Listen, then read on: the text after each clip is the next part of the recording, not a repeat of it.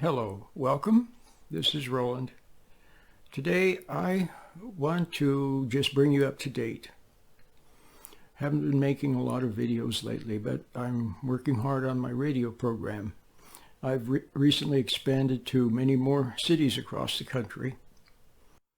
And it's a 15-minute program, but you know what? 15 minutes of what I have to say, hopefully waking people up, is better than 100 hours of something that puts people to sleep. So what do I want to say? The most important thing that you can do is wake up. Now, you've probably heard of people that have had wake-up calls. We all know about people that have wake-up calls. But I'll just give you a simple example. Let's say a young lady has a boyfriend and she really likes him a lot. But then all of a sudden, her friends say, oh, the guy's no good, he's no good. But she doesn't believe them. She's hypnotized. She's in love. She's in hypnosis with him, and she doesn't see his faults. But then all of a sudden, a couple of little things happen. She's driving around and she sees him with another lady, for example. And then his phone is laying there and she happens to look at it, and there's a phone call from somebody else that came in, and she happens to hear it, and it's another girlfriend. And then she confronts him, and then he becomes irate and starts throwing things around. And now that's her wake-up call. Suddenly she wakes up and realizes, my friends were right, he's no good. That's a wake-up call. What's good that she woke up? Otherwise, she might have gotten more deeply involved with him. You see what I mean? It's a wake-up call. So that's what we need in life, is a wake-up call. And the best wake-up call of all is one that awakens you out of your lifelong trance. It's one thing to wake up from being hypnotized by some person that's no good. I'll give you another example of a wake-up call. This one, you'll like this one because it's going to be very illustrative. You buy a new car. Oh, you think it's wonderful. But then you know what? It starts to give you some trouble. And then every month you have a huge bill. You bought it on payments. And you discovered that all the add-ons, all the taxes and insurance and everything that's added on made the price much higher than you thought. And not only that, but now you have a big monthly bill. And not only that, but now it's giving you trouble. And then you look in the paper and somebody has the exact same car on sale for $8,000 less. Well, that's a big wake-up call, isn't it? In other words, you wake up to the fact that you'd been had. You paid too much and all that. So it's a wake-up call. But what do most of us do when we have that kind of a wake-up call? We become resentful. And when you become resentful, that takes you away from sheer awareness and puts you into a frame of mind where you fall into the dream stream, the thought stream, and you start thinking and you start thinking back about what you did and resenting it, and thinking of getting rid of the car and writing a letter of complaint to the car dealer. You see what I mean? It just throws you into that sort of a thing. And then you walk around, and what could have been a beautiful day, the sun is shining, the sky is blue, the birds are singing. What could have been a beautiful day? Why, you're lost in between your ears, lost in your head, thinking about what happened. See what I mean? And the resentment is the tipping point. That's a good way of putting it. It's the tipping point that tips you over from being aware into the lower state of thinking, the lower state of emotion, the lower state of being lost in thought. So that's the tipping point. So you've got to watch out for resentment. So next time you have a wake-up call, you realize that you did something dumb. You realize that you made a mistake. You realize that you said the wrong thing. In other words, you wake up enough to see your own wrong. Don't resent seeing it. Just see it. That's all. Just see it. Can you see that there's a little bit of separation? That little bit of separation is very important. You can see your error in the light of what is not error. You see your error in the light of the truth. You see that you were dumb. That's all. Just see it. But that separation is very important. Very often in an exorcism, a real one, not one of these theatrical ones, a real one, there's a point where the person,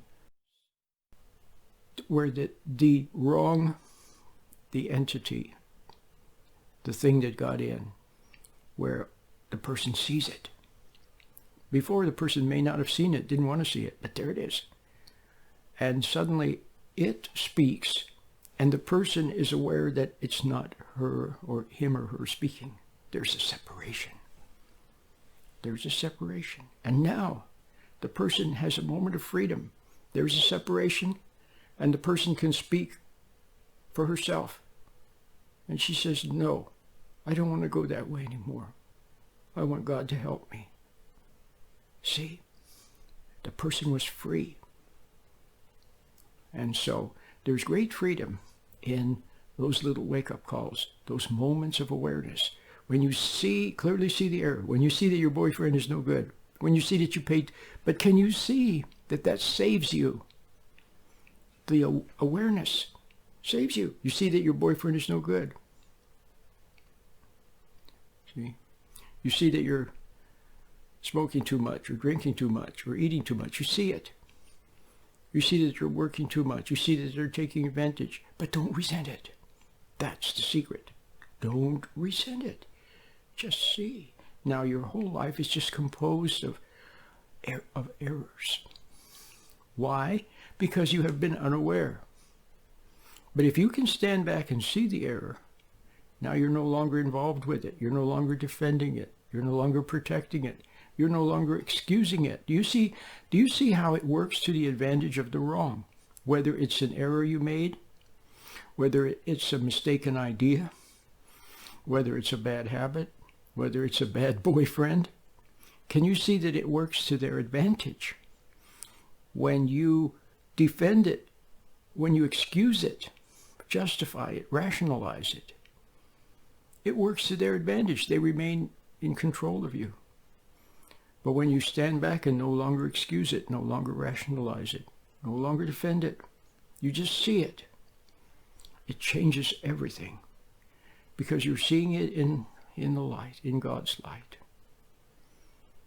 So instead of being involved with it, you see it in God's light. And then you get the little meditation that I have. How many times have I talked about this little meditation over the years, over 30 years now? It teaches you a little mechanics, a little technique to help you stand back and get separation. Separation from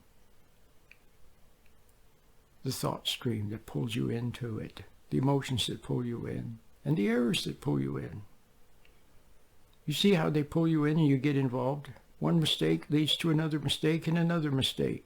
You spend too much money, then you borrow on your credit card, then you have to pay those, and then you work too hard, and then you hurt yourself at work. Then you don't have any income, and then, you see what I mean? One thing leads to another. Stand back and just watch. Don't try to deal with what you see. Don't try to do anything about it. Just watch it. See it in God's light. Let the light work on it. Let God's light work on it. So the less involved you are, the less attachments you have, the less... Remember Christ talked about how the seed was planted or fell on the ground, and then some of it fell on good ground and yielded beautiful fruit and flowers and so on. But some of it fell on the ground, and then the weeds grew up and choked it. And he said those were like the cares of the world. The cares of the world. Errors. People's issues. And then thinking about all of that stuff. It gets you so involved in it that you forget to stand back. The meditation helps you to remember to stand back and to practice standing back a little bit, beginning of the day, at noon, in the evening, even just for a few minutes. So you start to get, so then when you get the meditation and you stand back, and all of a sudden you're not involved, you have a little distant feeling, a little freedom. The sky is more beautiful. The birds sing more sweetly. The sun shines more brightly. You have a sense of freedom, like you had when you were a little tiny child. And you feel the warmth in your hands. And you sense that you can breathe a sigh of relief. And for a little while you're free. Well, that's a gift from God. But in that freedom, in that separation, then you are free to also begin to know him. And ever so gently, ever so slowly, he makes you aware of himself. First through the created thing. You see a little math equation, and you realize that God is the creator of math, and nature conforms to math. In other words, nature conforms to laws that God has made. It's beautiful. You see a butterfly and you marvel at its intricacy, and you realize that God designed it. You have all these realizations. You see your wife or your husband or your partner, and you realize that she's just a lady or he's just a man. And you don't resent them anymore. Things like that. You're discovering God's patience, his love, his genius, his creativity that he gives you, and his mercy. All of those you begin to discover of him. And then you go out in the world, and then you'll see yourself getting caught up in something, and then you stand back. You snap out of it. You get caught up in a movie too deeply, and then you notice, and then you stand back. Caught up in a conversation, you stand back. See? Lost in thought. Then you see that you were lost in thought, and you're no longer lost in thought. That's the process. That's the process of salvation. Salvation for what? To know God. You haven't known him because you've been lost in thinking, lost in worrying, lost in studying, lost in errors and problems, and trying to save yourself, and not wanting to admit you're wrong and all of that stuff. So now just let it go. Stand back, do the little meditation, get to know yourself. Let your hair down. Let it go. So yeah, you still go to work. You still go about your business. You do your duties as a mom or a dad. But now just with a new attitude of friendly neutrality. And all of a sudden work won't seem like work anymore. You'll just do it. And when it's done, you'll feel good and you wonder, how did I do all that? You see what I mean? Because a new energy will begin to flow through you. In the past, you always had to use anger and resentment and hostility and impatience. Before, you were driven by impatience. Driven by impatience. Do you see people all around you? They're driven by impatience. It is in control of them. This morning I was getting on the freeway. I was on the on-ramp to the freeway, and I was going at a proper speed. I never go too fast. Not too slow either, just the right speed. But I saw a man behind me, and he was like, he's driven by impatience. Wow. Then what's going to happen to his nervous system and his blood vessels and his tummy and his heart and so on, from being tense all the time? And then one day, when there's nothing to be impatient about, he won't even have the energy to move.